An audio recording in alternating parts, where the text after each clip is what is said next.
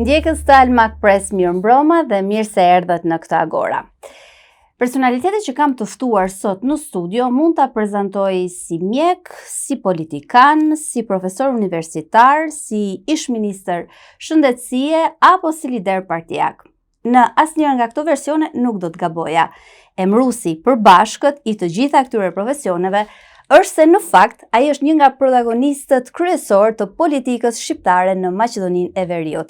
Arben Taravari, mirëmbrëma dhe faleminderit që pranove ftesën time sonte. Mirëmbrëma Fatjona, faleminderit për ftesën. Kënaqësi. Sonte do të përdorim profesionin e mjekut për të bërë një lloj prognoze për politikën shqiptare në Maqedoninë e Veriut, po edhe më gjerë.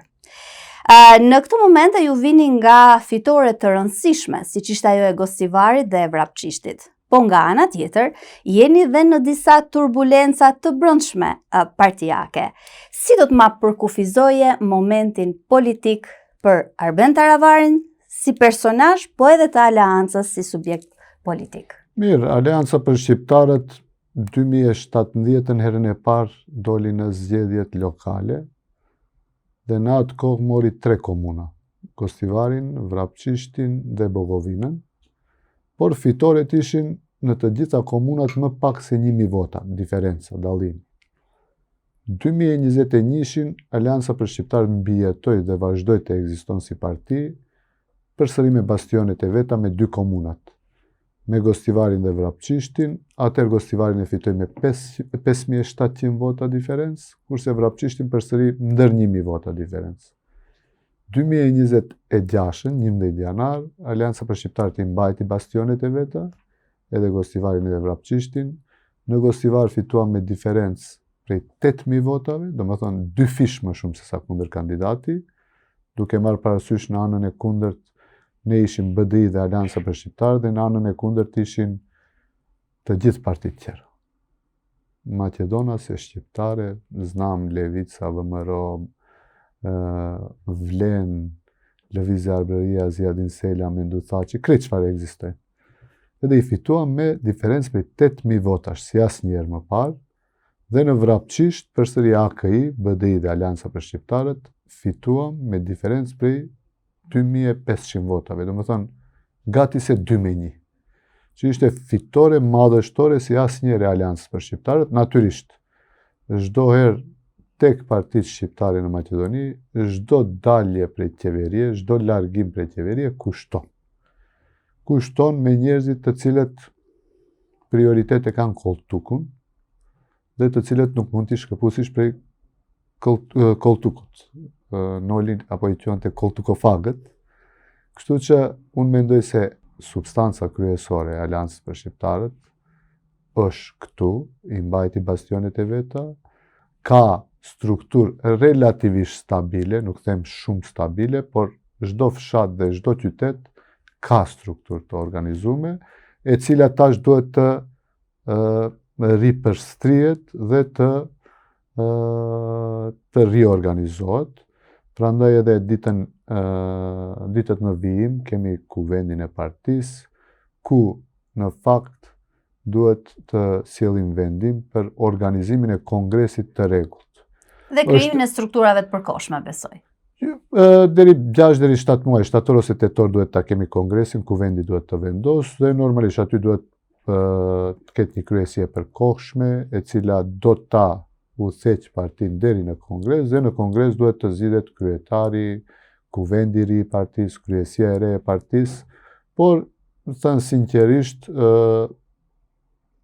vitin e kaluar kur u ndajtëm prej qeverie, kur dola unë prej ministrit, dhe 2 zavendësministrat tonë dhe plot drejtor kur i lam koltuqet tona, nuk arritëm mirë ta patjetojmë dhe t'i tregojmë popullatës se pse dalim. Kishte 2 arsye kryesore. Një ishte mosmarrveshjet brenda Vlenit. Pa u ndalur pak tek arsyet pse dolët, të flasim pak cilat ishin arsyet pse hyt në qeveri. Sepse vendimi juaj për të hyrë në qeveri, pra për t'ju bashkangjitur asaj strukture politike, kanë gjallur goxha debate të forta në skenën politike shqiptare dhe jo vetëm. Do të para se të flasim pse dolët, le t'i numërojmë disa nga arsyet se çfarë ju bindi ju dhe subjektin tuaj politik që t'i bashkangjiteshit qeverisjes. Shumë pyetje e bukur. Do me thënë, Alianca për shqiptarët ekziston prej fundit të vitit 2015, 2016 në herën e parë deri në zgjedhjet parlamentare dhe merr 3 deputet, aq sa i kemi sot. Çfarë na shtyu? Ne ishim antipod i BDI-s dhe vazhdimisht 10 vite kemi folur se të shqiptarët mbas 20 e ca vitesh qeverisje të BDI-s duhet të vijë ndryshimi. Ndryshimin nuk kuptonte BDI-ja të shkojnë në opozit dhe në atë kohë veç ekzistojshin 3 parti që kishin bërë një koalicion, ato ishin LEN quheshin bashkë, Lëvizja Europiane, nuk e di si ishte, LEN shkurtesa, ishin LD-ja e Izet Mexhitit, BESA e Bilal Kasamit dhe Afrim Gashi me Alternativën. Dhe nuk kisha asnjë fare euforie aty. Simbas të gjitha sondazheve, flas për vitin 2023, fundi vitit 2023, në sondazhe dilte që në qoftë se Alianca për shqiptarët shkon me BDI-n, fitohen mbi 20 deputet dhe Leni i merr dikundi 5-6 deputet maksimum. Do me thënë u dha t'ju fitore? Jo që u dham, po distancimi jon, ne atër dolëm prej qeverie. BDI kishte atër kryeministër shqiptar, kishte 9 ministra tjerë shqiptar, kishte 6-7 zavendës ministra, gjithaq kishte edhe sekretar shtetror dhe dikundi mbi 300 drejtor, vetëm BDI-ja, bashkë me Aliancën për shqiptarët natyrisht. Dhe mund të them se 2 vitet e fundit të qeverisjes së BDI-s, 2022-2023, derisa e udhëhiqte qeverinë zotri Kovacevski, ishin vitet kur BDI-ja vërtet ka pas pushtet real dhe pushtet të jashtëzakonshëm krahasim me qeverisjet e kaluara të BDI-s. Në qoftë se e krahasojmë periudhën 2008-2016, BDI-ja ka qenë në hije në qeveri, totalisht. Kurse këto periudhën 2022-2023 është e vërtet se ka pas pushtet real ashtu si u takon shqiptarëve. Por ne, me shumë shok të Aliancës për shqiptarët, ne kemi pasur kaos kryesore ndryshimit. Unë e kam thënë edhe atëherë, ekziston BDI dhe ekzistojnë derivate të BDI-s. Këto janë Leni. Të gjithë ato janë njerëz të cilët kanë dalë prej BDI-s, po mirë që kanë dalë. Dhe ishte moment që ne ishim vendos. Dhe kyçja e Aliancës për shqiptarët në LEN, e cila u shndrua në Vlen, do të një ishte kauza jon, shumë vjeçare për ta sjellë ndryshimin. 2 ka qenë sinqerisht edhe kryeministri Kurti, i cili më ka bind se mirë është të bashkohen të gjitha partit edhe të dilet në një garë me BDI. Dhe dolëm në 8 maj të vitit 2024 dhe morëm 107.000 vota si Vlen.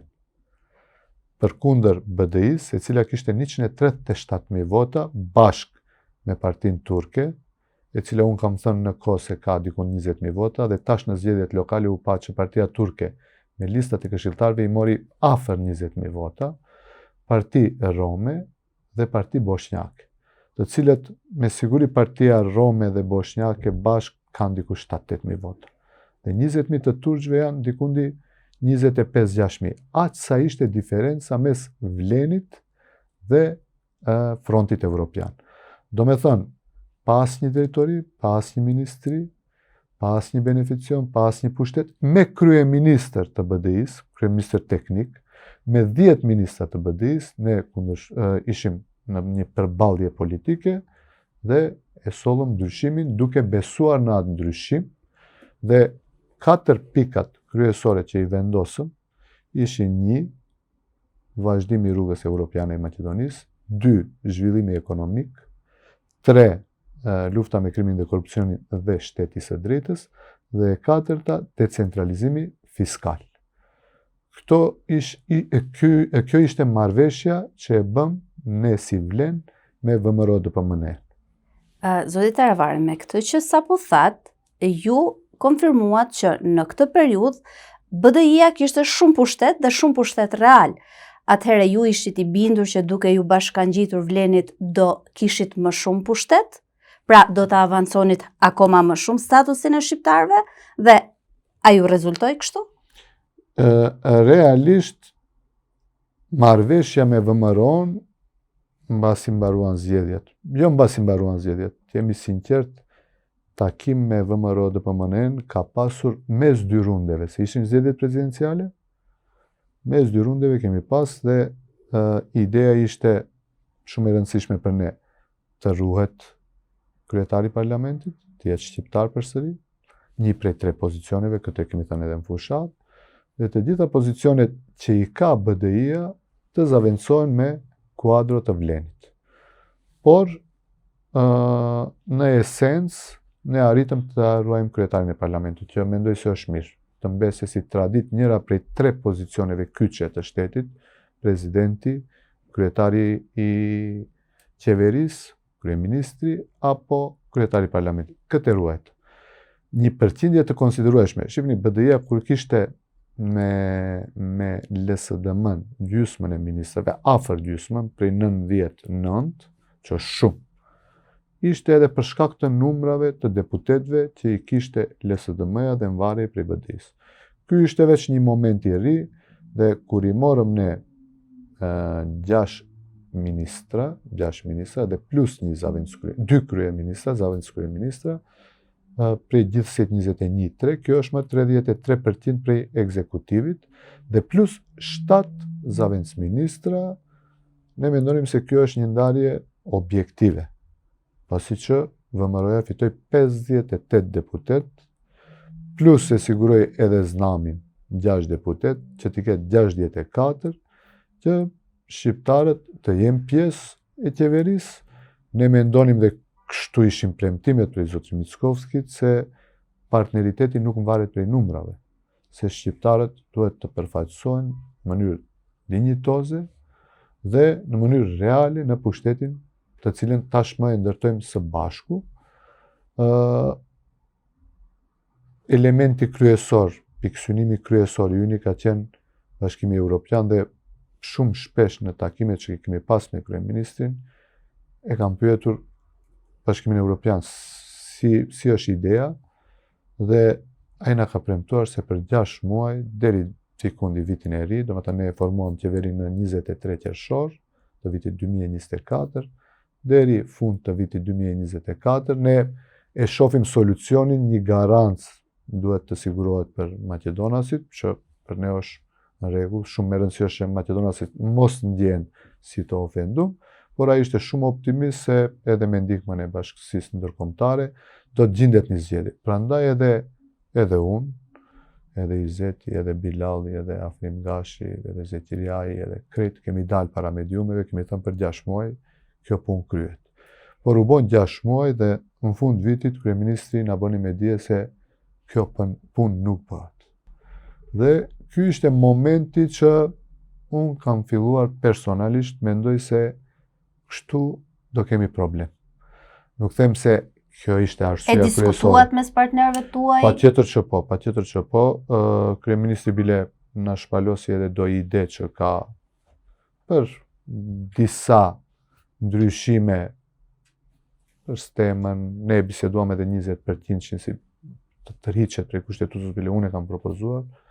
Dhe biseduam që kjo të mbetet matutje, njerë të shofim si dëshkoja me rëndësi shumë ekonomia, shtetit së drejtës, dhe ta bisedojmë dhe ta mendojmë për një paket të përbashkët, e cila do t'ju prezentohesht e qytetarëve, dhe mendoj se do ishte e arritur e mirë.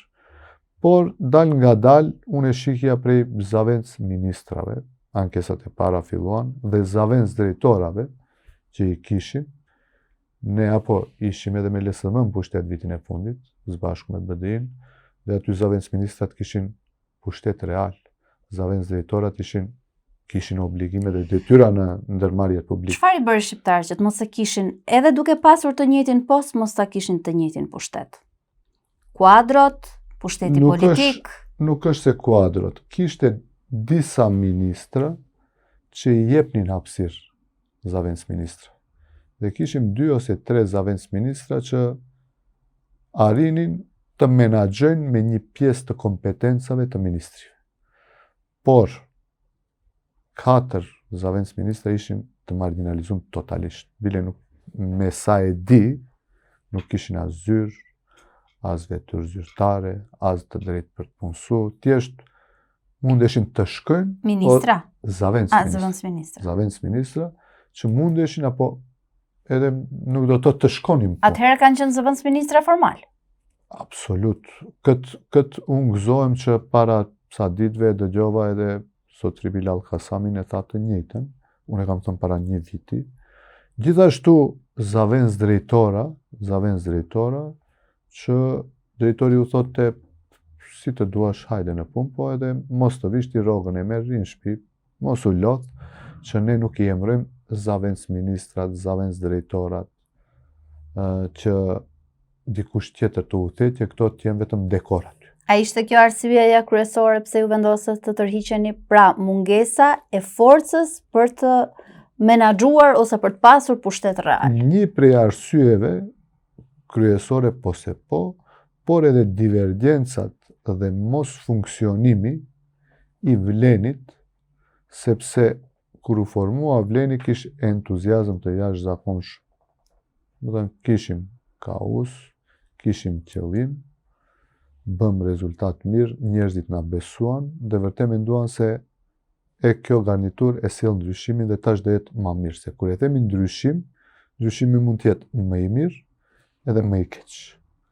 Fatkeqësisht ne e sollëm një ndryshim që pak më vonë te njerëzit nisi të shkaktojë zhgënjim.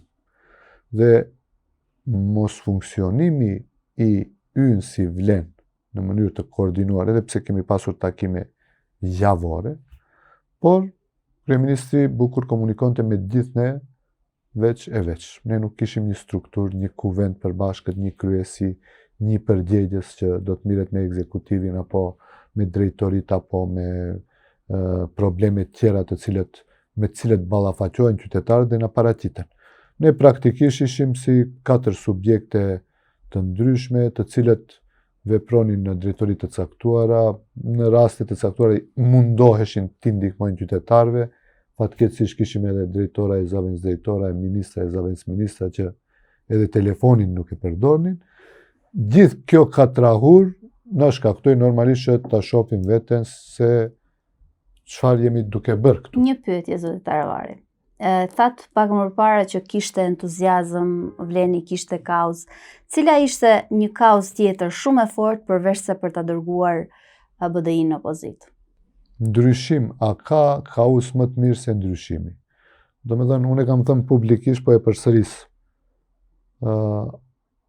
Për çdo shoqëri, për çdo shtet, ndryshimi është punë e mirë. Rotacionet politike. Për çdo parti, është mirë që në një periudhë të jetë në pushtet, po një periudhë të jetë edhe në opozitë. Kështu që kjo është mirë për shqiptarët, për shtetin, edhe për BDI-n që një periudhë të ishte në opozitë. Dhe shihni, BDI-ja shkoi në opozitë dhe njerëzit në të cilët investoi më së shumti, praktikisht e tradhtuan. Do me thënë i ka mbajtur pushteti sipas jush? Patjetër që po, se s'ka sqarim tjetër. Do me thënë, ekzistojnë për shembull, unë s'mund ta kuptoj, Izeti Nese, caktoi para 1 viti, 2 vitesh se do kaloj, tash çfarë ishte arsyeja, nuk e di, po mendoj se janë punë që s'dua ti përmendi këtu. Nevzat Bejta, Ramis Merko e plot, të cilët përjetoheshin them si kriminalet më të mëdhenj të BDI-s, praktikisht mbas 1 viti qeverisjes tonë nisëm të kuptojmë se ndryshimi që kanë Nevzat Bejta, Ramis Merko, Izet Mexhiti, ku jemi duke shku? Ato ishin andej. Ne kërkonim ndryshimin të këtyre njerëzve. Edhe tash ti e ke Ramis Merkon pjesë e pushtetit lokal të Vlenit në Struk. Nevzat Bejtën e kishim kandidat për kryetar të Vlenit. Praktikisht këto njerëz e përfaqësojnë tash ndryshimin 1 vjet e gjysmë mbas zgjedhjeve. Në qoftë se këto janë ndryshimi, për vete ne nuk e shohim ndryshimin me Ramis Merkon, Nevzat Bejtën, e mos përmendi emra tjerë. Thatë pak më përpara që çdo subjekti politik i duhet të ketë edhe pushtetin, po i duhet të ketë edhe opozitën. Ju si po ju shkon opozita? Ne jemi mësuar në opozitë. Ne 2 herë kemi qenë nga herën e parë 1 vjet me LSDM, tash me vëmëron 10 muaj. Praktikisht ne jemi të adaptuar dhe e kemi shumë normale opozitën. Bile nuk mund të adaptohemi në pozitë, por besoj se kyçja e ardhshme e jona në qeveri do jetë më afatgjate dhe Alianca për Shqiptarët tregoi që nuk duron pa drejtësi dhe kur diçka shkon në rrugë të gabuar, se dikush thot hynët në vlen e sollet ndryshimin, pse dolët? Po kishim 2 opsione. Njëri opsion ishte që trim durojmë edhe të bëhemi kjo që është vleni sot. Të tallet një ministër i Znamit, të tallet një ministër i VMRO-s, të trajtohesh si kukull në qeveri dhe në qeverisje, edhe rruga e dytë ishte që me një moment të stop. Unë deri këtu mund të duroj këtë që e quajtëm ndryshim. Ky është zhgënjim për ne. Më mirë dalim, kosto e ishte e lartë. Funksionar, goditje, shpifje, lloj etiketime të përgjithshme, vetëm që të diskreditohet figura e një politikani që s'ka pas asnjë skandal. Unë kam qenë 2 mandate kryetar komune, njerë 3 muaj e gjysëm ministër, edhe tash 10 muaj. Në qoftë se ka një skandal, unë e them, duhet t'i nxjerrin argumentet. A e dini se duhet të jesh i guximshëm që me një moment thuash unë dal në opozitë. Se me pas ashtu skandale, njerëzit zakonisht rrinë në qeveri ose e ruajnë pozitën për të qenë të mbrojtur prej shtetit. E përmendët kohën kur ju keni qenë pjesë e qeverisë, 2 herë keni qenë ministër i shëndetësisë. Shëndetësia për hir të vërtetës në Maqedoninë e Veriut është një nga sektorët më të kritikuar nga qytetarët, nga njëra anë për shërbimet që marrin dhe për shërbimet që nuk marrin, po nga ana tjetër edhe nga stafi mjekësor, për mjek të cilët janë me kontrata, nuk u jepen vendime pune, pra shëndetësia paraqet problematika në shumë dimensione të vetat. Çfarë mendoni se keni bërë mirë në këto 2 herë që jeni ulur në karrigen e ministrit të shëndetësisë? 2017 me Zoran Zaevin e formuam qeverinë që VMRO-ja shkoi në opozitë, Gruevski shkoi në opozitë. Me 3 deputetët e Aliancës dhe unë isha ministri i shëndetësisë. Për 100 ditë jam bërë shumë punë. Kishte anketa të Institutit Republikan Amerikan në atë kohë dhe Ministria e Shëndetësisë ishte yll. Do me thënë, besueshmëria në Ministrin e Shëndetësisë ishte më shumë se sa besueshmëria në Zaevin flas 2017, kur ishte në kulmin e karrierës së tij politike. Do me thënë, qytetarët më shumë i besonin Ministrisë së Shëndetësisë se sa kryeministrit. Këtë arritëm ta bëjmë për 100 ditë. Tash në detaje çfarë ka ndodhur nuk më kujtohet se 100 ditë janë 3 muaj diçka. Herën e dytë, Ministria e Shëndetësisë ishte çdo ditë në lajme. Për të mirë, lista pozitive e ilaçeve. Këto janë ilaçet që qytetarët nuk i paguajnë, i marrin me recetë. 9 ilaçe që janë për hipertension, për demencë, për depresion, për yndyra të larta. Herën e parë, për 15 vite, në Maqedoni nuk ka pas ilaç të futet në listën pozitive. Ne, për 2 muaj, i vendosëm 9 ilaçe me njerë. Dhe kjo ishte spektakël për ato që punojnë në mjekësi. Çdo koleg thoshte, kjo është e arritur e madhe. E dyta, kapitacioni apo parat që paguhen mjekëve am dhe mjekëve stomatolog. U rrit për 35%. Prej 65 dinar në 100 dinar. Te stomatologët nuk më kujtohet diçka më pak, po 35% përsëri. Do të thënë rritja e pagave të punëtorëve të mjekësisë me dhënje të kompetencave të reja për ato, që ishte problem që kërkonin mjekët am 6-7 vjet. Ne e realizuam për 5-6 muaj. Puna e tretë ishte puna e specializantëve. Kishte problem 10 vjeçar, kishte shumë specializant privat, të cilët paguanin specializimin dhe nuk e dinin mandej ku do të punojnë. Në ndërkohë, mjekësia në Maqedoni kishte deficit të madh të mjekëve. Çfarë bëm? Unë i propozova kryeministrit 600 specializat privat, neve na nuk mungojnë mjek. pse të paguajmë specializime të reja, kur i kemi këto të gatshëm, dikush në vitin e 2, dikush në vitin e 3, 4, 5, 6, që i kam paguar vetë specializimin. Pse mos i marrim këto, ato që duan, jo të gjithë. Dhe arritëm atë marrëveshje dhe derisa unë isha ministër, 300 i realizuam. Mbeti gjysma e dytë afër 180, sepse prej atyre 600 kishte 100 që nuk donin, mendonin se privat duhet punojnë. Do thënë 3 gjëra kapitale. E katërta kishte një marrëveshje kolektive për rrogën e mjekëve dhe motrave, infermiereve, që kërkoi prej sindikatave për më shumë se 10 vite. Dhe arritëm ta nënshkruajmë marrëveshjen kolektive, them kërkesë 10 vjeçare, u zgjodh. Këto janë 4 gjërat kryesore që janë arritur të bëhen për 10 muaj sa kam qenë ministër. A mundeshte ende? Po, ishim në procedurë për 1200 punësime, ato që janë me kontrata për 5 vite, 6 vite, 10 vite të marrin vendime. Po nuk arritëm ta bëjmë, ende s'janë to e bë. Ja, dolëm ne prej ministrie, atër ishim çdo ditë lajme për të gjitha këto zhvillimet. Sot shifni Ministria e Shëndetësisë as që përmendet. Ministri aktual del përmenden ekosistem, digitalizim. Në qoftë se pyetni në shëndetësi a ka ndodhur diçka në digitalizim, asgjë. Ekosistemin s'di çfarë do të thotë me ekosistemin. Investim të vogël, ato nuk i quaj në 10 muajt tona çfarë investimesh janë bërë në aparatura, po në investime infrastrukturore në për spitalet. Dua të them se shëndetësia lëvizin kohën tonë. Te kishte plot optimizëm edhe te qytetarët, edhe te punonjësit shëndetësor. Unë nuk do t'i atribuoj vetes të drejtën për të gjykuar, sepse besoj se nuk e kam, punën tuaj si ministër shëndetësie. Por, në 2017 unë nuk e dija që jeta do të më sillte në këtë pozitë që t'ju kem përballë. Jam e lumtur që e kam këtë mundësi publike për t'ju falenderuar për gjithë predispozitën tuaj shumë pozitive për të më ardhur në ndihmë në kohën kur unë endesha spitaleve me rastin e TMM-je. Ka ca momente që mjekët t'i bën të mëdhenj dimensionin njerëzor.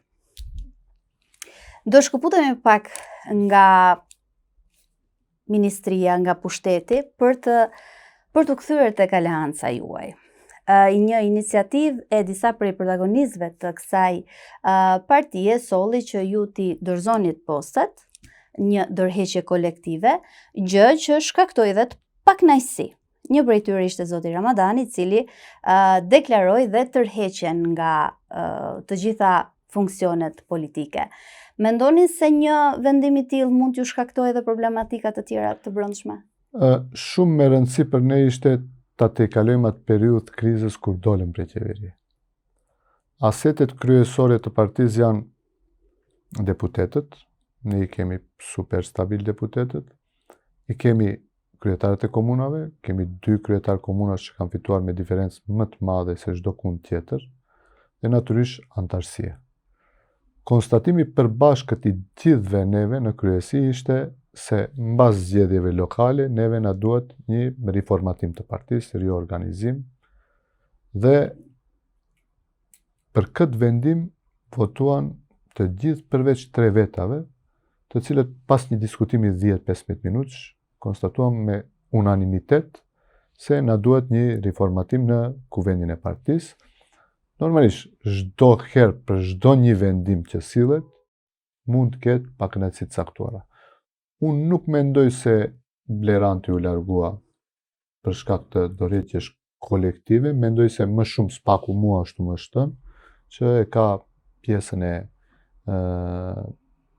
punimit të doktoraturës dhe përkushtimit shkencës një periudhë për të reflektu, kurse mund të ketë edhe pakënaqësi të vogla, por nga ana tjetër edhe kemi plot ardhje dhe bashkangjitje prej partive të ndryshme, dhe tash kur të dalim në teren për t'i riorganizuar degët, normalisht si çdo parti tjetër, i kemi bastionet të caktuara, ku jemi shumë fuqishëm, dhe kemi degë ku jemi pak më të dobët, na duhet konsolidim.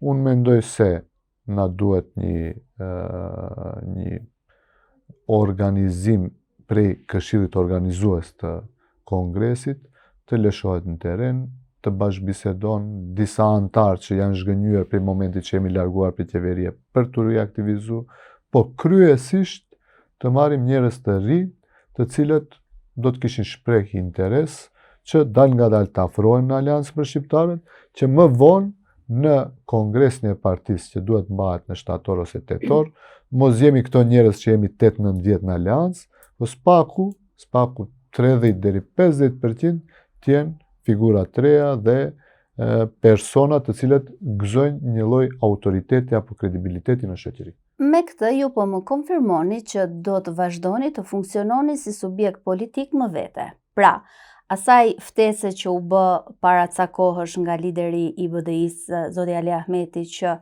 të bashkangjiten për të forcuar, le të themi, radhët politike, jo thjesht të BDI-s, po të një subjekti të madh politik shqiptar, ju mund të keni ikje në ndonjë të pakënaquri, por ju do vazhdoni të funksiononi si subjekt politik në vete. Absolut, ne do të them BDI. Sepse ka patur zëra që mund të ketë shkrirje të aleancës tuaj. Unë dua ta them kështu publikisht, e kam thënë, ne jemi partia autonome, do vazhdojmë ta rindërtojmë dhe ta rekonstruojmë shtëpinë tonë. Raportet me zotri Ahmetin kanë qenë shumë korrekte gjatë zgjedhjeve dhe besoj se bashkëpunimi ynë si dy parti opozitare shqiptare do të vazhdojë të ekziston. Bindja ime është që në zgjedhjet e ardhshme parlamentare ne duhet përsëri të shkojmë bashkë, me mundësi të na bashkangjitet edhe ndonjë parti tjetër prej Vlenit, që gjasat janë shumë mëdha, që fronti opozitar shqiptar të zgjerohet, por çdo herë për bashkëpunim më të mirë është kur të gjithë punojmë për shtëpitë tona dhe në fund të i bashkojmë për rezultat sa më të mirë. Edhe BDI-ja duhet të riformatohet, të riorganizohet, edhe pse është partia më e vjetër dhe më e organizuar, po edhe Aleanca për Shqiptarët, po edhe një parti tjetër në qoftë se na bashkangjitet prej Vlenit, që të bëhet një front i gjerë opozitar, që në zgjedhjet e ardhshme të bëhet rezultat sa më i mirë i mundshëm në krahasim me ato që do të besin si shërbetor apo si kukulla në qeverinë e Mickovskit. Në këtë frontin opozitar, kishit divergjenca gjatë kohës që një fushat politike ju duhet ta bashkëndanit me ish bashkëpartiakët tuaj të Aleancës së zotit Sela? Unë shumë shpesh është biseduar këtë, kjo nuk është me rëndësi, rezultatet mendoj se janë dinjitoze, 114.000 vota, edhe pse mendoj Aleanca Kombëtare për Integrim, 114 vota pavarësisht divergjencave, mosmarrveshjeve edhe brenda BDI-s edhe brenda Aleancës për Shqiptarët, edhe te struktura që e mban zotri Sela. Në fund ne dolëm me 23.000 vota më shumë se sa flas në listën e këshilltarëve, se sa Vleni. Në qoftë se konvertohet kjo në numër të deputetëve, AKI do të kishte 15 deputet, kurse Vleni do të kishte 10 deputet, që pritshmëria jonë ka qenë që diferenca të jetë pak më e madhe. Mendoj se bëm disa gabime strategjike, edhe ne si Aleancë, edhe Sela, edhe Ahmeti. Pavarësisht kësaj, unë mendoj se numri i votave apo besimi që e morëm prej qytetarëve në listën e këshilltarëve është një fitore bindse. Them, Vleni 2024 pa ministri, pa zavendës ministri, pa sekretar, pa drejtori, morëm 107.000 vota, duke qenë në opozit. Edhe tash, me 2 zavendës kryeministra, me 6 ministra, me 7 zavendës ministra, me 200 drejtori, i morën 91.000 vota. Se dikush thot po edhe ju po vazhdoni ta konfirmoni se keni bërë diferencën, apo jo?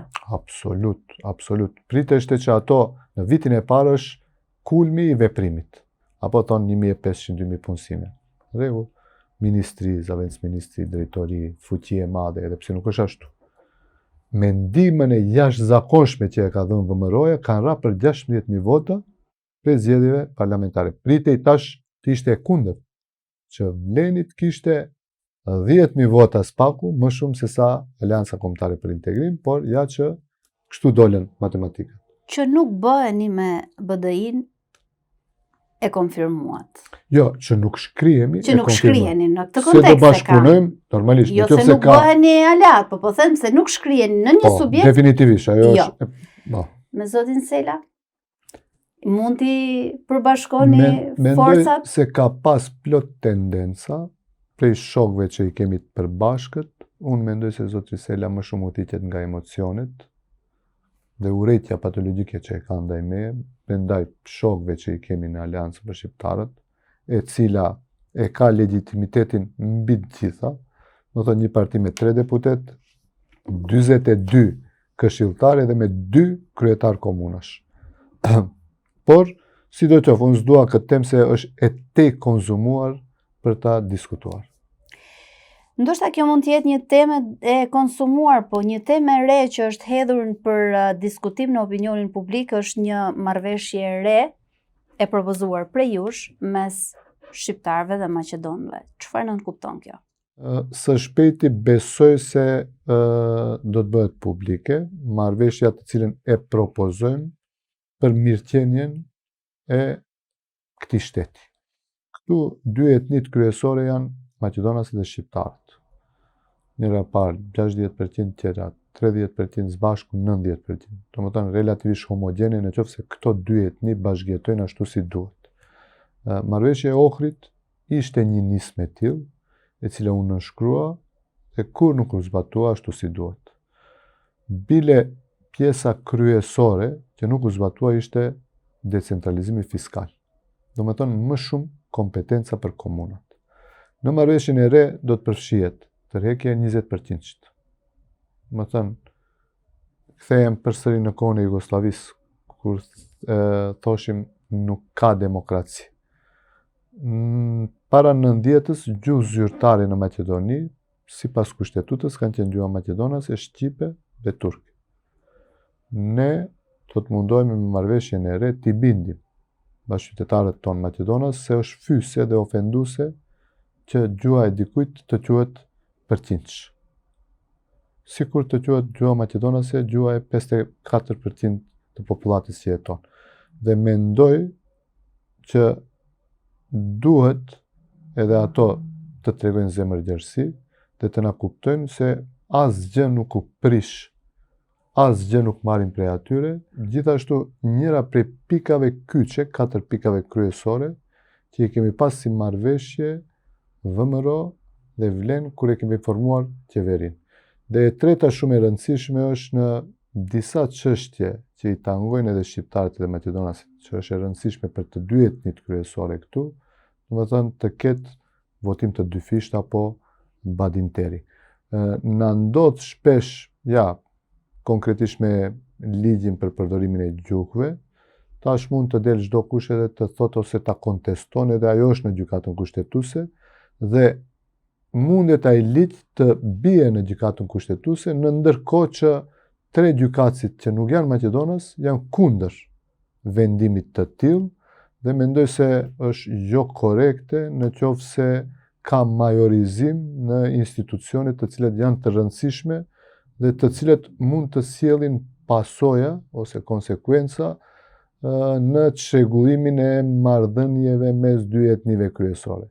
Por këtu do të kemi edhe pika tjera, unë i thash vetëm 3 më të rëndësishme prej këtyre, të cilat mendoj se nuk janë diçka që u merret Maqedonas. Thjesht një shoqëri është demokratike kur të gjithë etnive që jetojnë aty ju jepen sa më shumë drejta. Se në qoftë se etnive ju jepen sa më shumë drejta, nuk do të thotë kjo se dikujt i ngushtohet ose i merret tjetër. Një tjetër temë publike që është duke u diskutuar në radhë parë në radhët tuaj apo edhe më gjerë është ribrandimi i partisë tuaj. Çfarë nënkupton me ribrandim? Kjo është temë të cilët duhet ta diskutojmë në nivel të organeve të partisë. Të ndroni emër, vula? Jo, emrin e kemi ne edhe por mendoj se atë logo që e mbajmë, mendoj se ka nevojë për të ndryshuar diçka. Me vulat si do ja bëni, se këtu na ka ngelur gjithë çështja. Vulat i kemi ne. E kemi edhe përkrahjen. Dhe nuk i dorëzoni. Po jo, e kemi përkrahjen më të madhe se fraksioni tjetër. Domethënë edhe me komuna, edhe me këshilltar, edhe me çdo gjë, edhe me anketa, edhe me çdo gjë. Faktikisht, e dini, vulat nuk i takojnë kryetarit partisë. as partia nuk i takon kryetarit partisë. Vullat dhe partia i takon antarësisë partisë. Atyre të cilët gjatë zgjedhjeve mundohen të mbledhin sa më shumë besim, të marrin sa më shumë besim prej qytetarëve dhe t'i adresojnë në adresë të partisë. Kryetarët e partive janë emra relative të cilët vinë e shkojnë, kurse brendi duhet të mbeset, të zhvillohet dhe të jetë sa më e fuqishme. Unë për vete do kisha desh shumë më shumë të jem antar i një partie të fuqishme, sesa kryetari një partie inekzistente. Me që jemi këtu tek antar dhe kryetar, në një prej deklaratave tuaja ju një shprehur se 10 vite janë mjaft në një politikë aktive. A ja keni vënë syrin pasardhësit? Se një nga problematikat më të mëdha që kanë liderët politikë është të ndërtojnë profilin e një pasardhësi. Fatmirësisht në radhët e Aleancës për Shqiptarët kemi plot kuadro të cilët janë të shkëlqyshëm. Në parlament unë jam shumë i lumtur që kemi deputet të cilët janë të jashtëzakonshëm dhe e bëjmë betejën, mos them tash s'du të krahasohem, më mirë se LSDM-ja, partia më e madhe opozitare maqedonase, dhe jemi zëri më i lartë kundër këtij pushteti. Kryetarët e komunave morën besim të jashtëzakonshëm. Domethënë fituan me 2-1 gatise, rapçisht, në Gostivar më shumë se 2-1, dhe plot profesor universitar e kuadro fantastik të cilët pa problem mund të dalin edhe të udhëheqin nesër partinë. Pajtohem me ju, shumë me rëndësi është që dikush që prej tash duhet përgatitet edhe dal nga dal të vazhdon me udhëheqjen e partisë. Unë jam duke menduar këtë seriozisht që ta përgatisim kështu që antarësia mos ketë diçka që do të jetë shok, që do të jetë një pjesë e pranon, një pjesë tjetër nuk e pranon, dal nga dal ta përgatisim terrenin që... Pra, ka emra nga brenda që ju edhe mund t'i nominoni? Është e logjikshme edhe në çdo parti që kryetari mund të ketë ndikim te pasardhësi dhe kjo nuk është diçka jo normale, por unë e di diçka. Kur ta lë pozicionin, nuk do të kërkoj që t'jem as kryetar nderi, as kryetar kuvendi, as në një rol në parti. Thjesht do t'jem një antar i rëndomt në nëndegën e degës ku jam i antarësuar në Aleancën për Shqiptarët. Nuk do të kem paraqitje publike, mund të kem paraqitje publike për shëndetësi, por nuk dal as si analist, as si antar i asaj partie. Njerëzit mund të më shohin në fushat duke i ndihmuar kryetarit partisë apo kandidatëve për kryetar komune apo kandidatëve për deputet. Me që e përmendët mjekësinë, i bëjmë një prognozë se ku duhet dhe ku mund të jenë politikisht shqiptarët në të ardhmen e afërt? Apo e vështirë kjo lloj prognoza? Jo, prognoza do ishte shumë e thjeshtë në qoftë se i analizojmë rrethanat rajonale.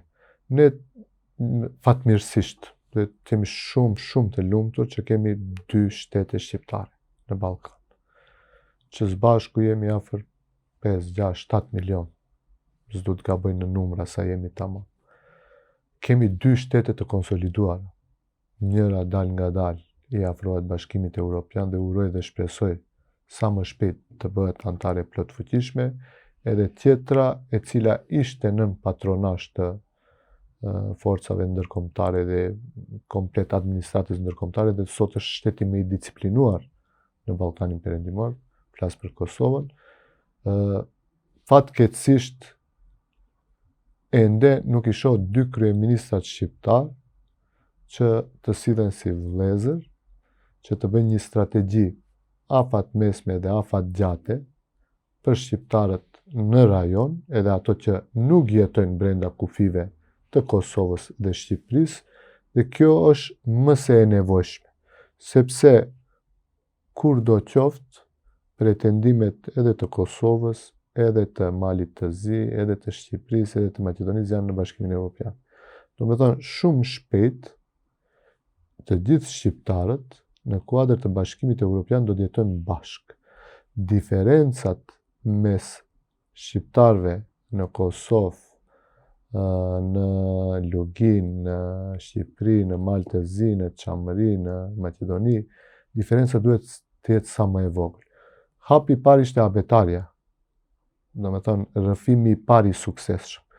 Këto rrëfime duhet të vazhdojmë, kjo është detyrë e akademive të shkencave, dal nga dal të përgatiten libra të fizikës, se s'ka politika të kimijës, matematikës,